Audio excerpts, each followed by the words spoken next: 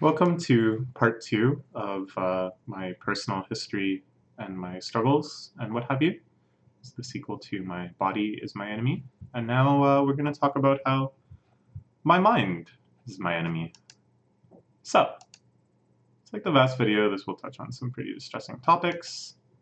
This one probably even more so, because I feel like a lot of people probably can't relate to the first video, which I'm really glad because not many people should go through that. But these are going to be much more kind of universal themes, I think. So please keep that in mind. Watch kindly. Please realize that these are pretty sensitive topics for me and that they're sensitive topics for other people. So watch kindly. Okay. So my body is quite literally a shit. But on top of that, my parents got divorced, I was stuck out on a farm, lots of other things. I wasn't strictly unhappy as a child, but I spent much of my time in fantasy. I was obsessed with books and TV shows, video games, and music. Anything that allowed me to escape into the medium. Anything that felt like it could take over my life for a little bit and allow me to really live somewhere else. But my fantasies weren't about actually going into those worlds. I never fantasized about being Goku or, you know, becoming a Pokemon trainer. Or maybe I did, but it wasn't the major thing. What I fantasized about was being the artist on the other side, producing art that could help others the way it helped me. This has been my dream for as long as I can remember. Some of my first memories are around trying to come up with stories, trying to come up with video games based on the ones I experienced in the very early days of my youth. It felt like that would make good for everything. That if I could produce something that could kind of give back to the world artistically in the way that I have gained so much from consuming the art of others, then all the things I struggled with, all of the things that made me unhappy, those were all actually just contributing to that. So this was a very compelling mentality. All my suffering would be worth it if it led to something great. Of course, in these fantasies, my critically acclaimed author self was living in a big city, lots of friends, easily evacuating bowels, general comfort in my own body, etc. And for my entire childhood, I genuinely believed this was all but an inevitability. Should be the word but here. But there is a lot of but in the last video. Because school is easy for me. And so everything should be easy for me. You know, school is so easy. It was so hard for so many of my peers. So clearly I was just a person that was capable of doing anything I wanted. This changed big time in university. This there was a big change there. So originally I enrolled in engineering. My mentality was this seems interesting enough. Both of my parents are engineers. This leads almost inevitably into a very high-paying job once you graduate. So I'll do this, and I'll make money, and then I'll write and such on the side, and that will lead to, you know, the actual purpose of my life.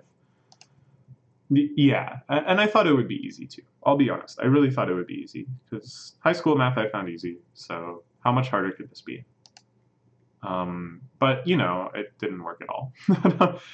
It was actually very hard, and I found myself very inadequately prepared for it, and really incapable of doing hard work, since I never really had to before. And yeah, it was a pretty miserable failure. After that, I transferred into an English program, because I figured, all right, let's cut out the middleman. I'll just kickstart my writing career somehow. I'm not really sure how I thought that was just going to go. And that's how I'll make my money. But this also did not come to pass. Started to doubt that my vision of the future would ever come true. Started feeling very self-critical, considering myself a failure. And this is, of course, a very self-fulfilling prophecy, that if you think of yourself as a failure, if you think of yourself as incapable, then of course you're never going to really try. You're never going to, um, put yourself out there because you've already defeated yourself before you even begin. At the time, I was living in a big house with a whole bunch of friends. This was a constant source of fun distraction. There's some really complicated relationship stuff. I really cannot summarize it in less than like an hour, and I don't really want to either, but it was very messy and causing me a lot of stress. And here is a fun fact that, for legal reasons, is completely unrelated to my experiences. Did you know that you can use Bitcoin to easily buy a wide variety of legal drugs on the internet? And that you can very easily cycle between psychedelics and stimulants and stuff like benzos and alcohol. And if you kind of create this loop, you can achieve a state of perpetual distortion and relief where you feel only loosely connected to IRL time-space. I don't recommend this. I do not recommend this. You can trust me. So basically, I was losing my mind. Sometimes I felt actively suicidal. All the time, I felt like I would just kind of die relatively soon. I was very sure that I would not live to see 30. And there was nothing I could see in the future that made my life worth living. Even recovering from my aforementioned bowel condition, which kind of happened in the middle of this, or like kind of, yeah. Around the start, I guess. I think it was like I recovered from this, and then it was just like, oh, like I don't suddenly feel like a normal person. I don't suddenly feel like I can kind of do things. I just went back and felt maybe even worse. So the weird thing about depression that I think kind of catches a lot of people off guard is that they see it as like an externality. They see it as almost like a curse that's being cast on you through some sort of magical source, that you think, oh, my life should be perfect. Like, I should be happy, but for some reason I'm extremely miserable. I think for most people it's not like that. Instead, I felt just as miserable as I ought to be. It felt like if I looked at all of the aspects of my life, where things were going, what I had failed to accomplish, it was like, yeah, no, I really, I ought to be extremely miserable. I had more than enough reasons to feel like I did, and that I deserved it. That there was kind of a moral imperative for me to feel this bad, that it was only right. Other parts of my lifestyle were so fun and indulgent. I felt blessed in so many areas of my life. I really don't want to understate that in some areas of my life, I am extremely privileged, that I grew up in a household of relative wealth, that I had supportive parents that did their best to educate me and enrich my life and stimulate all of my interests and support me, that I have no other physical conditions on top of the ones that I went on about in length. Aside from that, I'm healthy. So things could be a hell of a lot worse, and they could be worse in ways that I honestly cannot even imagine as from my position of privilege. So it only felt right that to take all of that and to squander it as I felt I was squandering it, just bumming around with my friends and doing, hearing about drugs. It was like, okay, well, this is right. Like I'm screwing up, so I deserve to feel terrible. It's only right that other parts of my life were extremely cursed. But I knew that deep down something was fundamentally wrong. That solving any or all of my problems wouldn't fix it. Which makes you feel even more hopeless. Like, it's not a consolation. It's not a feeling of like, oh, well, maybe there is some sort of externality. Maybe it's not all my fault. Maybe I'm just actually like chemically imbalanced or something.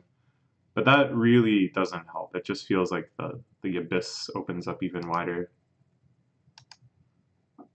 So what I found the trick was, for me at least, is that you really have to make yourself capable of improving your life before you can even think about these big problems. So even though I knew, taking out the garbage or regularly doing laundry or, just like small things to kind of give me some agency and get my life back on track. I knew that wasn't really going to make me feel better. I knew that wasn't going to make me happy. But I still had to do it just because you need that kind of momentum. You need the feeling of capability. And then you can actually think about what's really the big problem.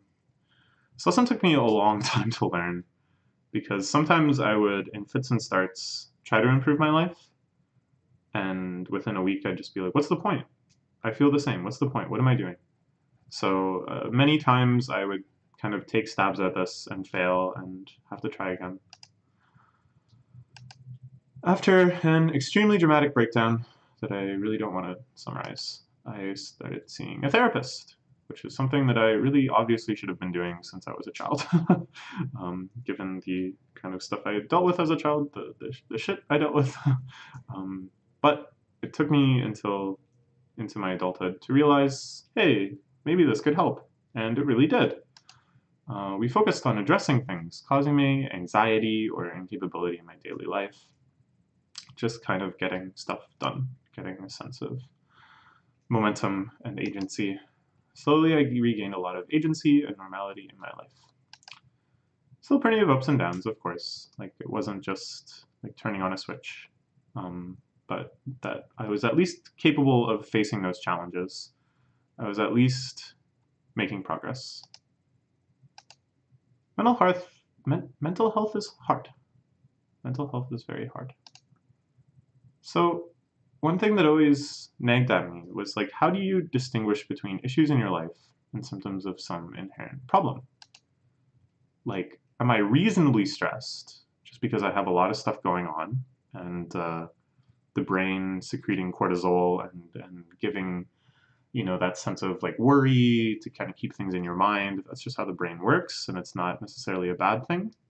But I could also be blowing all of this out of proportion and overthinking things and just kind of spiraling into anxiety.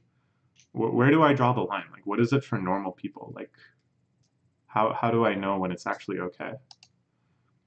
And what do you do when aspects of yourself that you're actually happy with overlap with symptoms of mental illness? This is one that really scared me. Like, am I a dedicated writer or am I having a manic episode? If I want to stay up until 5 a.m. writing some extremely long blog posts that no one will read just because I feel like I really want to, is that because I have, the literary soul? Does that mean that maybe eventually I'm destined for greatness? Or am I just having a manic episode? And this is like hypergraphia, that it's just a crazy compulsion to write happening on a chemical level. Mental health is hard, but you can do it. Key is having balanced thoughts. Not catastrophizing, not assuming the future, not guessing what everyone else will think. And I'm sure if anybody watching has been to therapy, you've heard all this before. This is kind of 101 type stuff. But it's the sort of thinking that like you'll find yourself returning to time and time again, that so many distressing things you'll realize can be like broken down into these sorts of categories, and then it makes it a lot easier to deal with. That instead, you should just try to imagine a few different perspectives. Think about how you'd approach it if someone else had that concern. If someone came up to you and said, hey, I'm dealing with this problem. It's not you. You're not hearing about it from inside of your head, but really imagine that someone else is telling you. What would you actually think? Would it actually be all of the paranoia and all of the long chain of events of disaster that you're anticipating? No, it would be a much more reasonable response. Consider, genuinely the likelihood of things occurring. Learn about stuff like Occam's razor and probability and Bayesian updates. Like, it really is reassuring to be able to say, wait a minute, like, there's statistically no way this thing that I'm worried about is going to happen. The number of things that would have to line up for the situation I'm worried about to occur is just absolutely ridiculous. This can really help. I think this really helps with anxiety. you eventually start to distinguish between reasonable thinking and kind of your brain kind of getting away from itself, the unreasonable thinking. And you can get through periods of deeper despair, because it's not just about anxiety, it's about feelings of hopelessness and ahidonia and just general depression.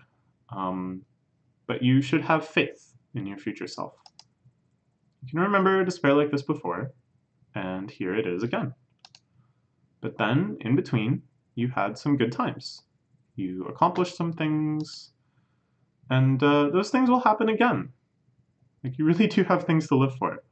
Just, it's like a weird combination of being skeptical of yourself, being skeptical of yourself and having faith in yourself, that you know that when you're depressed, you are extremely doubtful of any good things happening in the future, and your skeptical, depressed mind is probably making that seem extremely legitimate. So you should doubt. You should press X to doubt. And instead, kind of have faith in the longer pictures of your life, where any given chunk, I'm sure you could name some good things that happened. And I don't know, eventually you can kind of just math it out that it's worth keeping at it. You're doing your best. You're doing great in spite of it all. All of this can be summarized as self-compassion. So much of how we see ourselves is focused on self-esteem, seeing ourselves in comparison to others. This is very fragile, and it can make you feel egotistical. And really, why should only, like, quote-unquote successful people deserve compassion?